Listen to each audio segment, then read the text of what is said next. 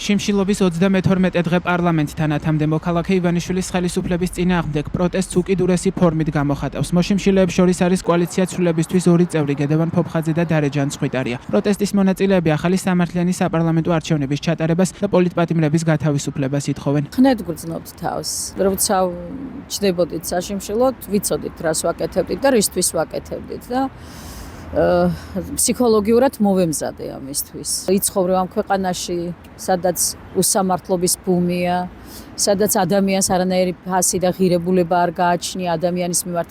მიტაცებულია ხელისუფლება რუსული ერთი ჯგუფის მიერ, ბიძინა ივანიშვილის გავლენის ქვეშ მყოფი ადამიანების მიერ და ჩვენი სისხლით და ოფლით მოპოვებული დამოუკიდებლობა უნდა დაუთმოთ ამათ, გადავდოთ ყველამ საკუთარი ამბიციები, გავერთიანდეთ, მონოლითურად გადავიქცეთ და ჩვენ ვერავინ ვერ წაგვაქცეს და ვერ მოგვერება. ჩვენი მოთხოვნა ძალაში რჩება, რა თქმა უნდა, პოლიტიკური და სინდისის პატიმრების განთავისუფლება პირველ რიგში, ჩაინიშნოს არჩევნები დემოკრატიული საერთაშორისო ორგანიზაციების ჩარევით და ვისაც აირჩევენ ბატონო ის იქნება ხელისუფლებაში. პარლამენტთან უკვე 9 დღეა შიმშილობს ბადრი მანაგაძე. მისი თქმით ეს არის პროტესტის ყველაზე მშვიდობიანი ფორმა, რომლის მიზანიც ქვეყანაში არსებული მძიმე ვითარების შეცვლა. მე 9 დღეა უკვე რომ შიმშილობ.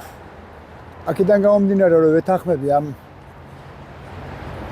ამ მოთხოვნებს, რასაც მოშიმშილეებს შემამდე აქ ჰქონდათ, უერთები ამათ მოთხოვნას და ჩემი აზრით ალტერნატივაა ეს ჩვენი ყველაზე მშვიდობიანი ფორმა პროტესტის.